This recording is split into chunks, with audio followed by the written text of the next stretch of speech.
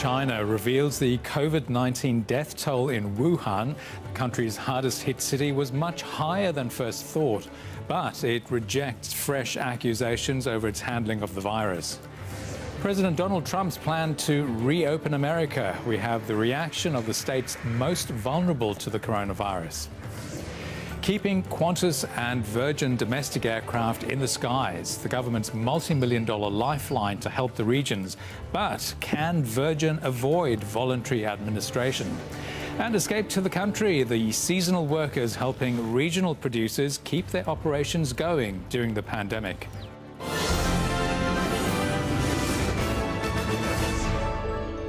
This is SBS World News with Anton Enus. Good evening. China's Wuhan city has revealed its death toll from COVID-19 is substantially higher than previously reported. Health authorities say the number of deaths in Wuhan, the original epicenter of the virus, has risen by a third to 1,290. That takes the national death toll to more than 4,600, the majority from Hubei province. In other developments, US President Donald Trump outlines his reopening America plan. Britain extends its lockdown for at least 3 weeks. The government throws airlines a multi-million-dollar lifeline to maintain Australia's domestic routes.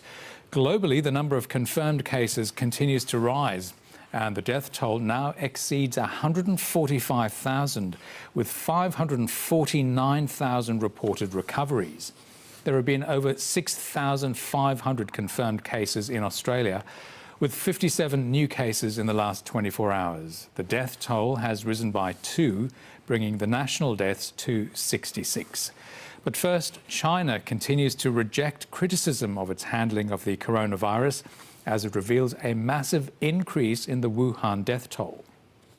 Amid growing international scepticism of the coronavirus death toll in Wuhan, health authorities have updated its figures from just over 2,500 to almost 4,000, bringing the nationwide death toll up by nearly 40%. Wuhan recently lifted a lockdown on the province, the Prevention and Control Task Force blaming the huge jump in reported cases on difficulties in gathering information and a large number of sick staying home. China has strongly denied claims it kept secret the extent of the outbreak in Wuhan late last year.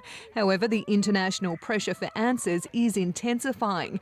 Australian Home Affairs Minister Peter Dutton demanding China be more transparent. I think it is incumbent upon China to answer those questions and to provide the information so that people can have clarity about exactly what happened, because we don't want it to be repeated. While the United States is ramping up its investigation into the source and spread of the virus. The Chinese government needs to come clean, it needs to be accountable, it needs to explain what happened and why it is the case that that information wasn't made more broadly available. President Donald Trump this week declined to refute a theory that has been raised by US intelligence and security officials that the source was a lab in Wuhan. China's foreign ministry has dismissed the claims. 中方将继续与各国同舟共济，守望相助，携手赢得这场人类同重大传染病的斗争。 French President Emmanuel Macron also questioning China's handling of the outbreak, suggesting things happened that we don't know about. Japan has now enacted a nationwide state of emergency ahead of a week-long national holiday as coronavirus infections rise above 9,000, with nearly 200 deaths nationally.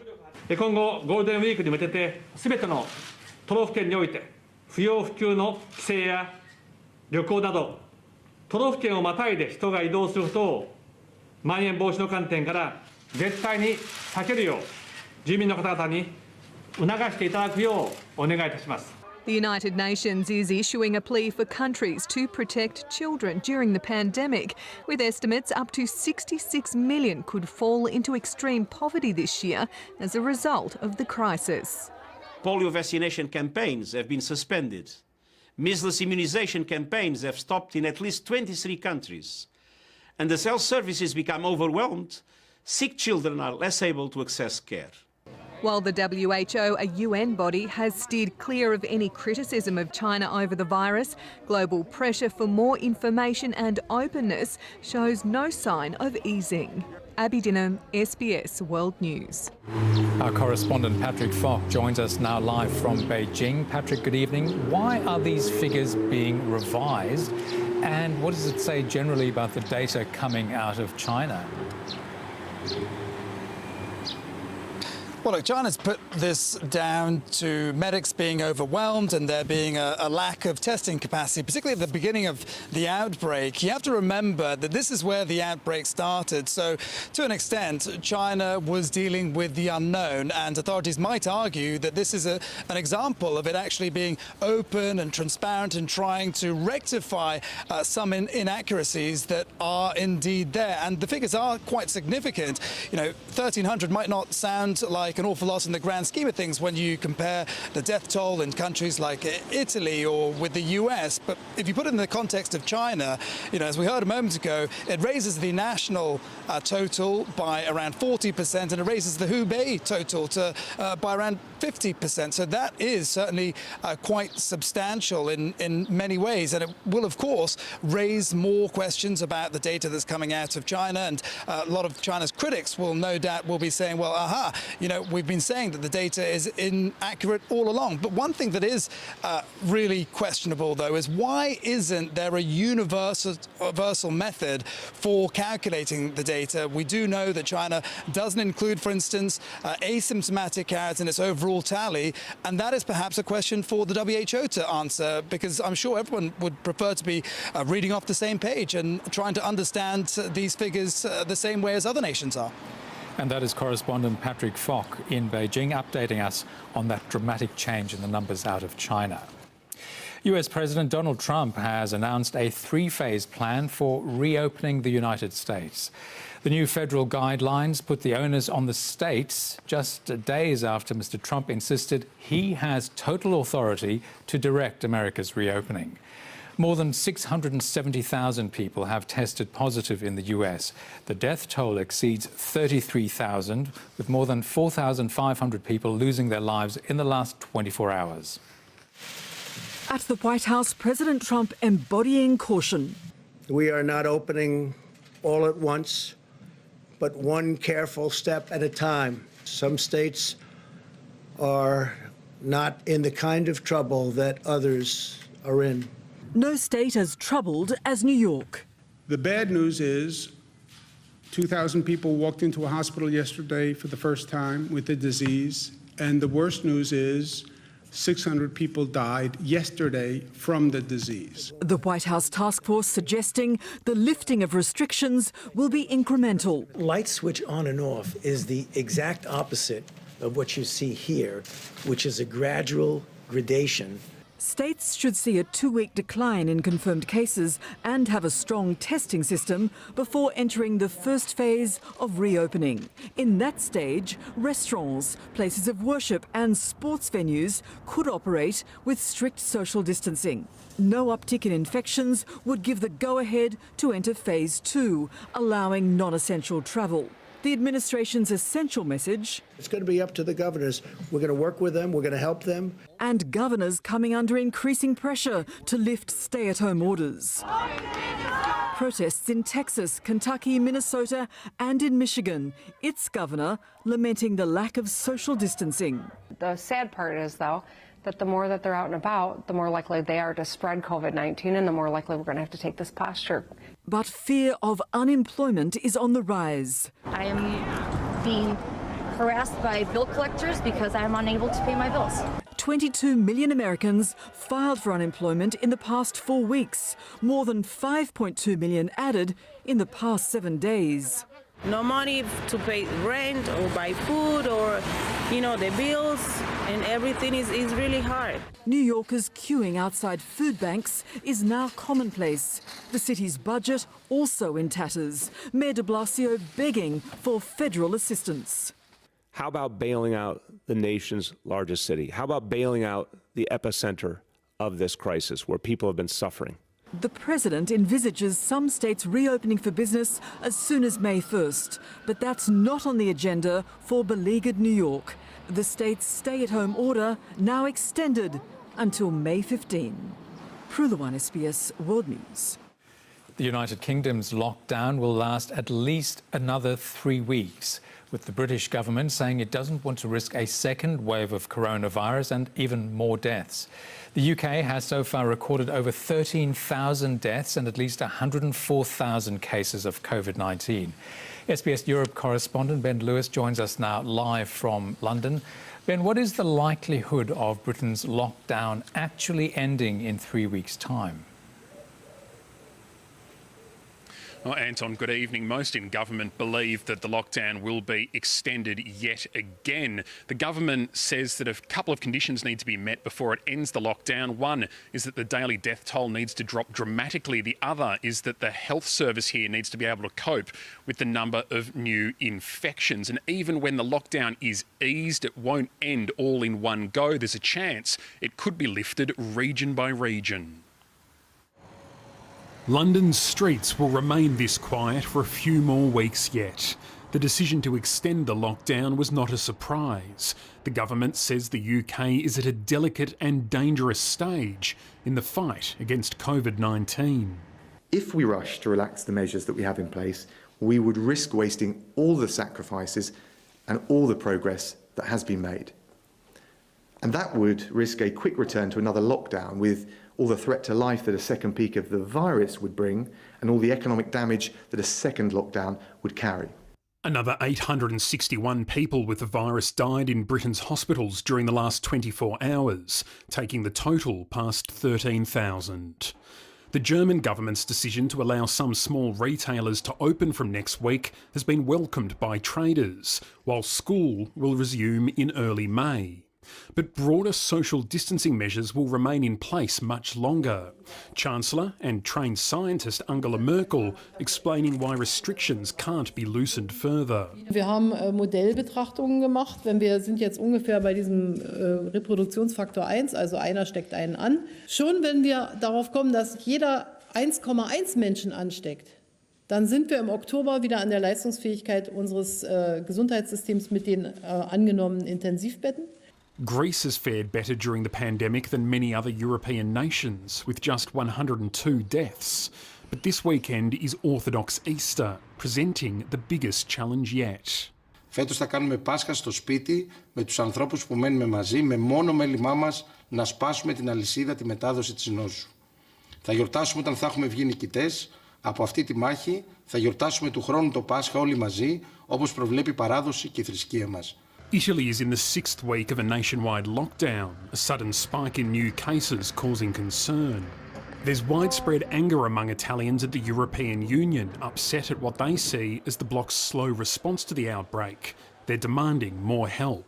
Quando un territorio non sa più dove mettere le proprie bare, sta varcando un passaggio storico da cui non tornerà mai più indietro. The criticism prompting the EU to say sorry. Yes, it is true that no one was really ready for this. It is also true that too many were not there on time when Italy needed a helping hand at the very beginning. And yes, for that, it is right that Europe as a whole offers a heartfelt apology. Italy, of course, one of the first nations to put in place lockdown measures and likely to be one of the last to lift them. Anton, a bit of a debate going on here in the UK at the moment between the Mayor of London and the government. The Mayor says he wants it to be mandatory for people to wear face masks when out and about, particularly on public transport. The government saying there's no evidence showing that that is necessary. That's going to be a big talking point here in the coming days. One of many, I'm sure. That is Ben Lewis updating us live from London. The federal government is resisting growing calls to lend Australia's second airline $1.4 billion. Virgin Australia warning it could enter voluntary administration within days as the government funds domestic flights for the next 8 weeks. With Australian runways closed and more than 300 aircraft grounded, the federal government has thrown yet another multi-million-dollar economic lifeline to help get the nation's crippled airlines back in the sky. 220 flights per week, each week, spending $165 million on a basic domestic network, funding 164 Qantas and 64 Virgin flights a week for the next 2 months, servicing our capital cities as well as major regional hubs in every state and territory. And of course, we'll look at that when that 8-week period is up. What the government isn't willing to look at is a $1.4 billion loan to Virgin Australia. We want to see a market resolution, a market solution for Virgin. And if there isn't... Well, we'll cross that bridge when we come to it, but that's a bit hypothetical. Let's see what happens. The fact is the government at the moment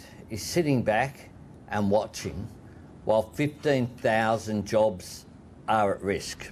At least 2 private consortia are believed to be considering a takeover as Virgin struggles to refinance more than $5 billion in debt.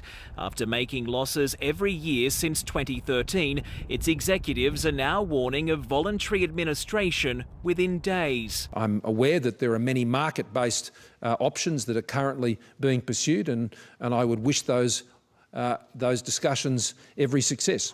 Rather than a government bailout, Scott Morrison has raised eyebrows, suggesting airline employees could dip into their own superannuation to help prop up the ailing airline. The super funds in this country, $3 trillion worth of assets. Here we've got a company that needs capital. Its own workers have been paying in to industry funds, and there are funds out there in these super funds that could be investing in a number of companies. This is a very surprising and remarkable suggestion. It seems to be a thought bubble. As rural communities warn without help, there mightn't be facilities to service commercial aircraft in the future. The airports themselves, they're going to need some sort of assistance to continue to operate as well. Brett Mason, SBS World News. Coming up next, a man in his 40s becomes the youngest person in Australia to die of coronavirus. The push for an Australia-New Zealand travel bubble, how likely is it? And Deputy Prime Minister Michael McCormack tells SBS why he expects a council to rescind a controversial decision to scrap a sister city relationship in China.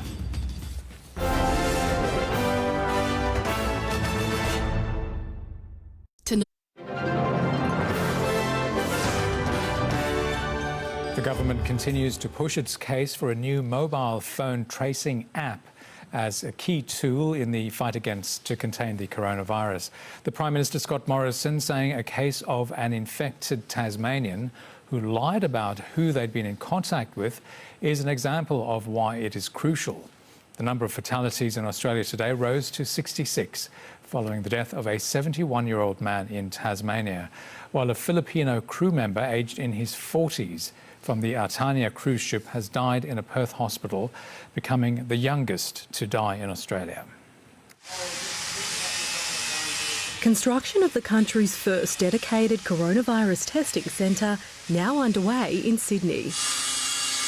On the tools, a team of military veterans and some of our newest Australians. It's very natural for veterans to run to the sound of the guns and try and make a difference. And it's also very natural for refugees to respond in a time of crisis. Using a standard shipping container and locally available materials, the facility is designed to be built and delivered to anywhere in the country within days. Simple, straightforward, no fuss. There's not a lot of fancy design here. It's just purely functional. Mass testing, one of 3 government objectives that need to be met before restrictions are relaxed. The other 2, rapid response and tracing. Earlier this week, it was announced a mobile phone tracing app is being developed. At the moment, having it is not compulsory. Well, I think we start with voluntary and then we see how it goes. But the Prime Minister today again stressing that it needs a 40% uptake to be effective. Now, the case in northwest Tasmania is a classic case of why we need this. I mean, we've had someone down there not tell the truth to the contact tracers about where they've been and who they've been with. Today it emerged a nurse who had worked shifts at the 2 Tasmanian hospitals, forced to close due to an outbreak, has tested positive for the virus. She's also been working at 3 of the state's aged care facilities. This is very concerning news for families, friends and the loved ones of those being cared for in these facilities. and it's important that we do everything that we can to get on top of this. A spike too in an aged care home in New South Wales. 14 new infections in the state are linked to the Anglicare Newmarch facility in Western Sydney. 29 residents and staff now confirmed to have COVID-19. Healthcare workers, around aged care workers, around disability workers, anyone in an institution who has lots of contact with lots of people pose significant risks if anyone is unwell. Among New South Wales' new cases, a 7-week-old baby boy, part of a family cluster of the virus. The source of their infection unknown. As untraceable community transmissions continue to emerge, authorities are continuing to crack down on those breaching social distancing measures. Victoria issuing almost 70 fines overnight. Abby O'Brien, SBS World News. New South Wales Police will draw on international agencies as it attempts to contact more than 5,600 passengers of the ill-fated Ruby Princess cruise ship. An electronic survey to passengers will include questions about who they travelled with, medical treatment and extra cleaning on board. The investigation will apply to those who disembarked from the ship in Sydney on March the 19th, as well as the preceding voyage on March the 8th. There are now more than 900 coronavirus cases and 20 deaths linked to the Ruby Princess. The first death has been recorded outside Australia, and the number of global cases linked to the stricken ship continues to rise. Tourism operators have joined with the New Zealand government in advocating the opening of Australia's border with New Zealand when restrictions ease. New Zealand is Australia's second largest international market after China, and about 1.3 million New Zealanders holiday in Australia last year. Anthony Ardern runs whale-watching tours off the Gold Coast. He's had to move his 80 staff onto JobKeeper payments since the coronavirus forced Australia into lockdown. But he's hoping he can get boats out on the water again this winter. Kiwis would represent probably around about the 10 to 15% mark of our customers. It would be enough to get us going, would be enough to get most of our staff re-employed again, engaged, and actually start contributing back to the economy again. Winter is peak season for trans-Tasman travel. New Zealanders flock north for warm beach escapes, and Australians head south to ski fields on New Zealand's South Island. I think it would be extremely beneficial. I think particularly if you look at the different seasons, whilst it's cold in New Zealand, they certainly love our Gold Coast. And then in the warmer months, they certainly love our cities. New Zealand has been in a strict lockdown for 3 weeks. Residents are not able to purchase takeaway meals or coffees. But their curve is flattening. Today, New Zealand recorded just 8 new cases of COVID-19, the country's lowest number this month. And New Zealand's Foreign Minister has floated the idea of creating a trans-Tasman bubble later this year to allow travel between the two island nations. There's been similarity in policies, and we are part of the wider Pacific where we don't seem to have the kind of chaos that you're getting in other parts of the world. But the Australian Prime Minister says any relaxation of lockdown laws is still months away. So we're aware of that, but we're not at present contemplating any border changes at the moment. We'll obviously work closely with New Zealand. So any holiday plans remain on hold for the foreseeable future. Lucy Murray, SBS World News. The Deputy Prime Minister has told SBS World News he expects Wagga Wagga City Council will rescind its controversial decision to dump a long-standing sister-city relationship in the wake of the COVID-19 pandemic. Michael McCormack spoke with SBS Chief Political Correspondent Brett Mason. Deputy Prime Minister, welcome back to SBS. Thanks, Brett. There's a sort of cruel timing about this whole COVID-19 pandemic in the sense that regional Australians were just beginning to see a light at the end of the tunnel after these bushfires and drought. Well, it was a light. It was a small speck of glimmer of hope, and it turned out to be a COVID-19 express, and it's hit regional Australia, and it's hit regional Australia hard. There's been some rain. How big a difference? Thank goodness for that. How big a difference does that make in some of these communities? Oh, just the optimism, the confidence, the psychology of regional Australians, whether they're on the farm, on the land, or they're in the cities. Everybody benefits when it rains. It's just that feeling of optimism. How important is it to get those supply chains sorted out and get those shelves full again? Well, it's critical. There's no problem with food security. 75 million people Australian farmers feed. That's 3 times our own population, so we can feed all of Australia and 50 other million people besides, and we're doing that, and we do that every year. How crucial is the seasonal worker trade in regional Australia? I mean, these are not people that are necessarily here, you know, taking from the Australian economy. They're actually really contributing to it. And notwithstanding the fact that there are many people who are now unemployed as a result of COVID-19, and I appreciate that for them a job seeker is so important, and many of them who've not had to rely on welfare before are having to do so, but there are also many jobs. There are a lot of jobs there. There are a lot of people that are looking for work, but they're not willing to do it. We're actually relying on foreign visitors who feel a little unwelcome, frankly, during this crisis. Oh, no, I disagree with that. And look, I think the Prime Minister was right. I mean, every leader of every nation was saying to people, please go home because that's the best place for you. Would you like to see a resurgence of Australian manufacturing? Look, absolutely. And I think if COVID-19 has proven anything, it's very much that. Car manufacturing, unfortunately, has gone. And so we need to reinvent the wheel, so to speak, and to look elsewhere at what we can do. We've seen some incidences of racism. Are you alarmed by some of those scenes? I'm alarmed by them at any time. Any time at all. Racism doesn't belong in Australia. And look, I come from Wagga Wagga. We fly more than 100 flags on Australia Day. Just on Wagga. Unacceptable. Just on Wagga, the City Council moved this week to suspend its sister city relationships with cities in China. Was that a bad call? Absolutely. And for companies like BD Bags, which actually has a factory in China, for the CSU students, what message does that send them? And I've spoken to the Mayor about this. That will be rescinded, What did you say? Sure. What did you say to the Mayor? Oh, I just said it was a wrong move. Just finally, a former newspaper editor yourself. We've seen a lot of regional publications close their doors, turn off the presses in recent weeks. A lot of them, let's be frank, probably won't reopen. We want newspapers to operate as they were previously. SBS, of course, plays a vital role, has done for many, many years, and we welcome that. But we also want to see the local television networks have their own news bulletin about local people, about local events, and we want to make sure that that continues. Michael McCormack, thanks very much. Pleasure, anytime at all. The federal court has ruled the youngest child of a Tamil family seeking asylum in Australia was denied procedural fairness. The family has been in detention on Christmas Island since August last year, awaiting today's decision.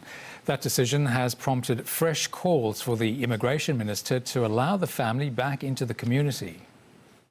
Priya, Nada's, Kopika and Tanika had been living in the small rural Queensland town of Billawheeler, and today their supporters were buoyed by a federal court ruling which will allow them to stay in Australia for now. You can sense her smiling, and she just kept saying it's a happy day today. 2 years ago, the family was moved to detention in Melbourne, then taken to Christmas Island in 2019 as they fought their deportation back to Sri Lanka. Today, the court ruled the visa application of the youngest child, Tanika, was not properly assessed in August last year. Handing down his judgment via telephone because of COVID-19 restrictions, Justice Mark Mashinsky said the applicant was not notified that the August 2019 assessment was being conducted and was not invited to comment.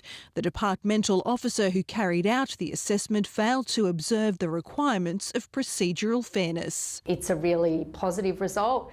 It doesn't mean, though, release will occur today, and it may be that it's a chance for both parties to reflect on how the decision should be interpreted. Lawyers for the family are still hopeful the minister will use his discretion to release them from detention. They're currently the only people being detained on the island, and their supporters say they're struggling. You can see the exhaustion, you can see the depression that's just constantly there under the surface. Labor's Shadow Minister for Home Affairs, Christina Keneally, calling on the government to act in good faith and release the family. A Department of Home Affairs spokesperson said they would not comment, given the matter was still before the courts. Lawyers now have 7 days to reach an agreement about what should happen next. Now's the time, let's give us all some good news. Bring this family back to Billawilla. For now, the family has been given a small win, but their fight isn't over yet.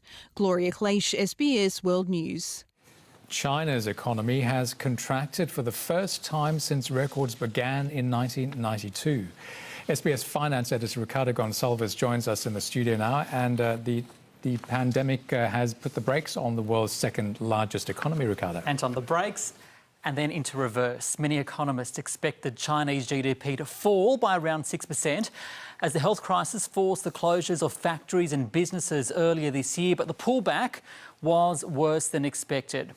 For much of the 2000s, China's economy was growing above 10%. Growth slowly eased after the global financial crisis, but Australia's largest trading partner today recorded a 6.8% contraction for the March quarter, year on year.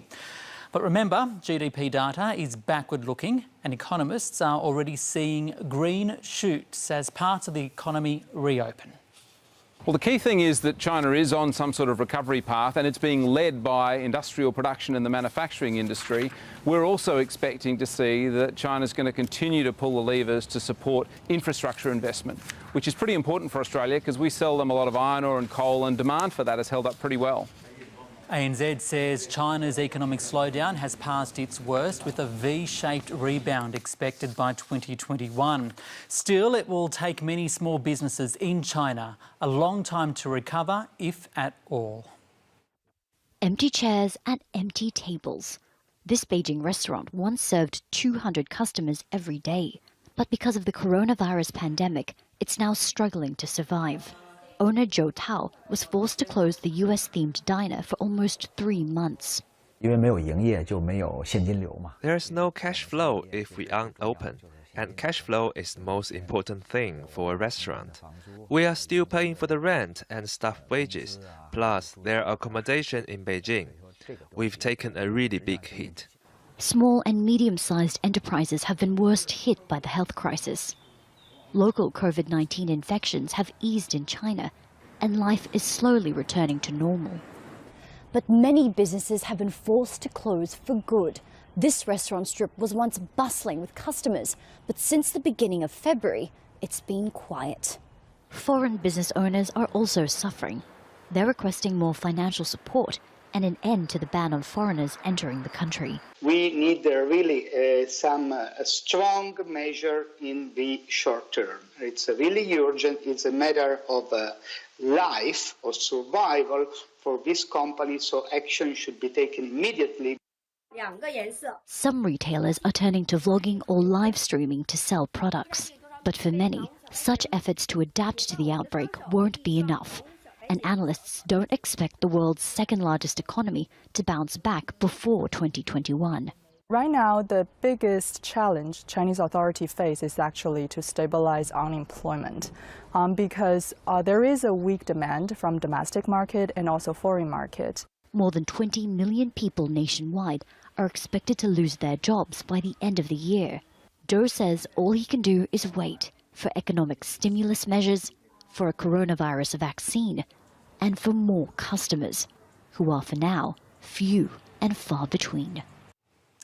Australians doing it tough because of the COVID-19 pandemic have been assured they'll stay online following the establishment of a new fund created by NBN Co. The $150 million financial relief and assistance package will be split into 3. $50 million will help small and medium enterprises get cheaper access to online business products to maintain or re-establish their operations once the crisis passes. Another $50 million will be made available to assist residential customers facing financial hardship. And a further $50 million will go to help internet providers support low-income households with school-aged children who do not have an active broadband connection at home to help with homeschooling.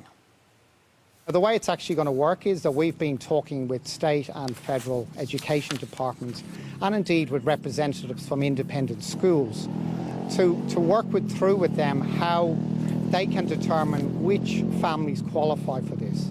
And over the next coming weeks, the details will be worked through.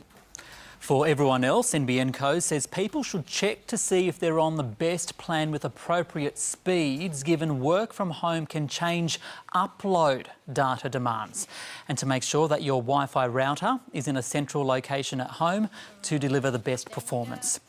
Australia's agricultural body has dismissed concerns Australia is facing a food shortage, and that's because we produce much more than we consume, exporting around 70% of agricultural production. A new report by ABS shows the majority of food and beverages consumed in Australia is grown locally, making us one of the most food-secure countries in the world. Only 11% of the average household grocery bill is spent on imported foods, and this includes processed or frozen foods and beverages, plus out-of-season fresh produce. The Commonwealth Bank home loan customers trying to stay ahead of their repayments will need to check their accounts in the coming weeks. That's because the bank is automatically resetting those repayments to the minimum amount required to help free up household cash flow. For those with an average Australian mortgage, CBA says this will put into customer pockets an extra $400 a month, but it also has significant drawbacks. Borrowers have seen the current low interest rates as a great opportunity to get ahead with their finances, to repay their loan earlier. This will mean that they don't. CommBank says its home loan customers are on average 37 months ahead on their repayments. Customers wanting to return to paying above the minimum amount will need to change their settings online or on the bank's app from May the 6th. The Australian share market has risen for a fourth consecutive week. It makes for a welcome turnaround for the 200, which, while is still down at 23.4% from its February peak, is now almost 21% higher from the March low. The recent sell-off attracting institutional and retail investors. And what's interesting is the Google search for how to buy shares actually reached an all-time high. However, volatility is expected to remain, with many companies withdrawing their earnings forecasts amid the uncertainty surrounding the coronavirus outbreak, with some others reducing or cancelling their dividends. So by the close, the 200 rose 1.3% today to a 5-week high as the US government released guidelines on easing containment measures. Resource stocks did well, but NAB was the only one of the banks to rise. The best performer today was Main Pharma. The Australian dollar is a little firmer against the greenback, buying 63.4 US cents. And next week, all eyes will be on the Reserve Bank Governor, Philip Lowe, where he'll be giving an economic and financial update on Tuesday. Investors will be hoping he may boost confidence as we navigate, Anton, this COVID-19 world. Thanks, Ricardo. The United Nations Yemen envoy believes the country's warring sides could be on the brink of a nationwide ceasefire. Following a fortnight of discussions, the UN envoy, Martin Griffiths, says he expects the parties to adopt a formal truce in the immediate future to allow the nation to focus its efforts on fighting COVID-19. Around 80% of Yemenis rely on humanitarian aid, and the UN says funding shortages will mean 3/4 of its major programs there will be forced to close down in a matter of weeks. Aid groups say a coronavirus outbreak would be catastrophic. So far, one case has been identified. At least 32 Rohingya refugees have starved to death attempting to make a perilous voyage to Malaysia. And we'll start with a warning. The story contains confronting images. The Bangladeshi Coast Guard rescued close to 400 severely malnourished and dehydrated people who had been adrift for 2 months. Local reports suggest Malaysian authorities had turned the refugees away up to 3 times because of coronavirus restrictions. It's unclear if the group had fled Myanmar or the world's largest refugee camp in Bangladesh. Coming up next, cracking down tough quarantine measures in Russia, including digital permits to leave your home. And seasonal workers turn to regional Australia for an escape and a financial reprieve.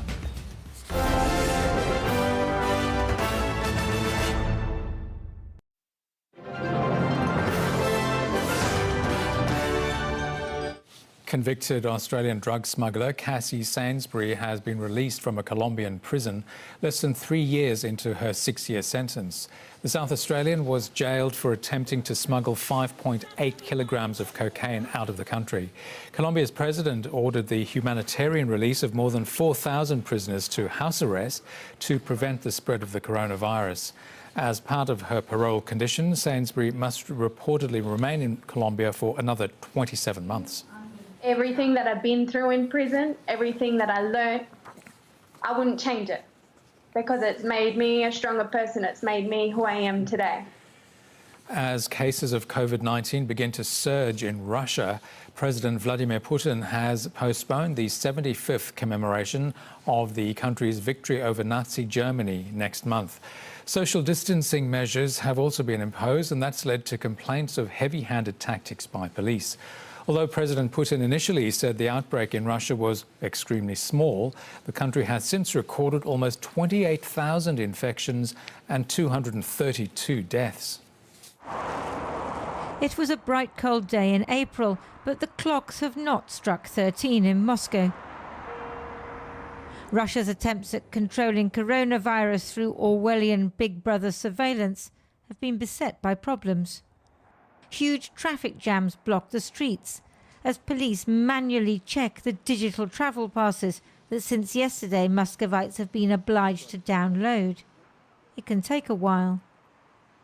Ну, конечно, понимание, если бы все понимали, быстрее бы это все прошло, и мы уже бы зажили нормальной жизнью. Outside the metro, they check the code that shows where you're going and why, which causes delays. And then inside some stations, a distinct lack of social distancing. Rapid population growth of the city. The Moscow authorities are using facial recognition in street cameras to pick out people who should be in quarantine. According to the website of the company which developed the technology, 200 violators have been issued with warnings. If this instrument is used for some unexpected situations, like epidemics, it can do a lot of good things. It could be very useful to the city. More overt techniques are also in use. Earlier this month, Dr. Anastasia Vasilyeva tried to deliver PPE to hospitals in Western Russia and was promptly arrested. She's a known opposition supporter and head of a doctors' union. Her detention focused minds on the problems Russian medical staff face. I'm just trying to open the doctors' eyes and the medical staff eyes.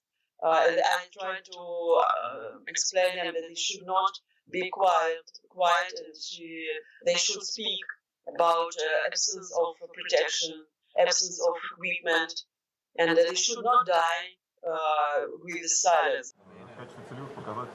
The issue is more fraught because the Russian government has made a big show of sending medics abroad, like these military doctors working in Bergamo in Italy. They even sent aid to New York. Eventually, late last month, President Putin put on a hazmat suit to signal he took the threat at home seriously. Today, he met his Security Council. The postponement of celebrations to mark the 75th anniversary of the victory over Nazi Germany shows just how worried he is. Back in March, a Russian chat show host interviewed the virus, asking if maybe he had arrived in Moscow earlier than the government said and his presence had been covered up. He fudged a response, maybe afraid of being imprisoned for 5 years under a new law against spreading false news about himself. With many coronavirus cases concentrated in cities, seasonal workers have been turning to regional Australia for an escape and a financial reprieve. There are currently some 140,000 working holidaymakers in Australia, and many have been allowed to extend their visas due to COVID-19. SBS reporter Omar Dehen travelled to Mudgee in the New South Wales Central West to see how the system is working. In a region renowned for its wines and deeply proud of its fresh produce, Find the drip line here. Some growers are updating old practices in this new era of coronavirus. Low Wine's 1,000-acre vineyard in Mudgee is extending its agricultural endeavours. I think having a winery and a cellar door after this is not going to be enough. We're going back to having more hands-on, more labour involved with growing trees, growing vegetables. Seasonal workers are essential to those plans. French backpackers Gaetan and Justine are planting vegetables. How are you? Good, how are you? Yeah, good. That'll supply most of the produce for the organic winery's Hatted restaurant. It's a better place to be in a country and not in town, because in town we are all together, so it's bad. We discovered the work of the farmer. It's cool. We learn a lot of things, so we like that. Gaetan and Justine arrived in Australia on working holiday visas in January. An earlier job was cancelled due to coronavirus fears, and up until last month, they were living in their car. I think it's difficult to find a job at this moment. Yes, we are on a Facebook group with other backpackers, and chaque jour. Every day? Every day, new backpackers say, I have not accommodation and work. At the Roth cherry orchards, a tumultuous season severely affected by extreme weather is over. May I see the buds here? But backpackers are still having to be turned away. I've been getting calls sort of constantly about people looking for work, and often they're just going, well, we need work. We need to get out of Bondi because that's a risk area. This month, the federal government allowed backpackers under certain seasonal worker schemes to extend their stays for up to 1 year, but they need to isolate for 14 days before they can start work. And for fruit with short harvest seasons, such as cherries, that poses plenty of questions. I totally understand it, because obviously I'm concerned as a mum bringing people into the farm.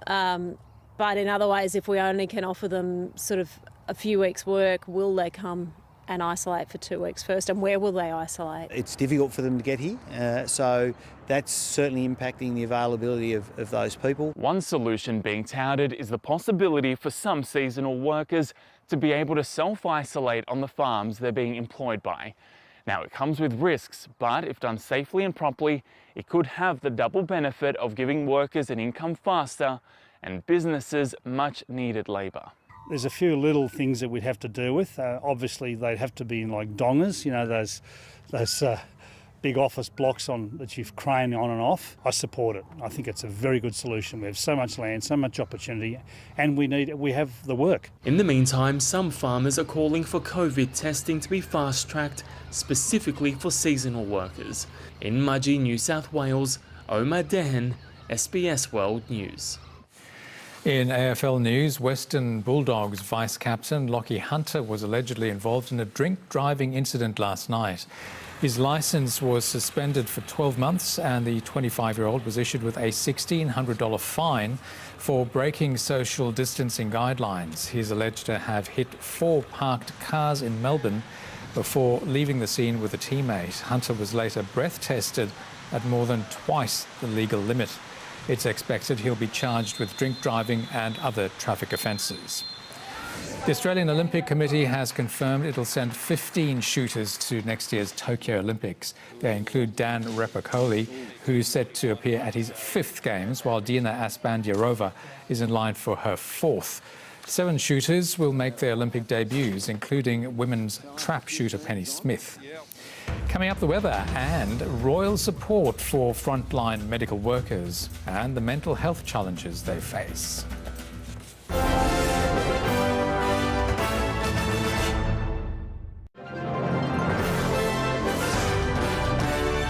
Let's have a look at the weather now. A trough and front crossing southern Victoria and Tasmania are generating showers. Meanwhile, onshore winds are bringing showers to parts of the Queensland coast. Some are very heavy, and low pressure over the northern tropics is causing a few showers. In the major centres, sunshine continues for Sydney and Canberra, while rain is forecast for Adelaide, Brisbane, Hobart and Melbourne. It's going to be cloudy in Perth and Darwin. Looking further afield, showers and strong winds are passing through parts of Samoa, Auckland and Christchurch. In Southeast Asia, thunder and storms are affecting large areas in Bangkok and Port Moresby. It's wet but humid in Denpasar. Further north, there's cloud and possible rain ahead for Beijing, Hong Kong and Taipei. Heavy downpours expected in Manila. Heading west, Islamabad, Delhi and Beirut are bracing for showers and storms. Warm and fine weather ahead in Mumbai. To Europe now, thunder expected to strike in Paris. It's going to be freezing cold in Warsaw with possible sub-zero temperatures. A rainy day ahead in London. In Africa, thunder and lightning will affect parts of Lagos and Johannesburg, while clouds pass over Dakar and Casablanca. It's going to be fine in Cairo. In South America, some light drizzle coming down in Panama City, consistent rain falling in Bogota, while there's forecast overcast conditions in Rio de Janeiro. And for North America, chilly but fine ahead in Chicago and Toronto. Thunderstorms for Dallas and Miami. Overcast in Vancouver and Havana. Award-winning actor Brian Dennehy is being remembered as larger than life and a remarkable talent after dying aged 81. Dennehy won a Golden Globe Award and 2 Tony Awards and was nominated for 6 Emmys. He was a well-known actor on stage, in film and television, and best known for his roles in Rambo: First Blood, Tommy Boy, Cocoon, and Death of a Salesman on Broadway. He died of natural causes. The Duke and Duchess of Cambridge have spoken of the mental health pressures on UK frontline workers during the unfolding COVID-19 pandemic, acknowledging many have had to absorb the pain, fear and loneliness of critically ill patients while putting their own health on the line. Appearing from lockdown at their Norfolk home, the pair have reportedly been speaking with health workers and their children via video link over the past weeks. They are there right next to the bedside, looking after and caring for each and every patient who's in a critical condition. And I think they take away that pain and that sometimes that fear and that loneliness that these patients have to go through. They're the ones who absorb that and then take it home to their family. Do an extraordinary job. It goes unrecognised daily, and now I think all of us as a nation can really see how hard they work. The couple also acknowledged the stresses of lockdown and the ever-increasing need for people to support their mental well-being. Recapping our top stories now, China's Wuhan city has revealed its death toll from COVID-19 is a third higher than previously reported. Beijing continues to reject criticism of its handling of the coronavirus. A 40-year-old Filipino man who was a crew member on the Atania cruise ship has died in a Perth hospital, becoming the youngest coronavirus death in Australia. US President Donald Trump reveals a 3-phase plan for reopening America. The federal guidelines put the onus on the states. The US death toll exceeds 33,000. And seasonal workers are turning to regional Australia for a financial reprieve and helping producers keep operations going in the midst of the pandemic. And that's the world this Friday. If you missed some of tonight's bulletin, you can catch up on SBS News website shortly. And a reminder, you can also watch the bulletin live there or on our app. And join Lynn Evelyn for another bulletin on SBS after tonight's documentary, Cocaine Trade Exposed: The Invisibles. On behalf of the entire SBS World News team, good night.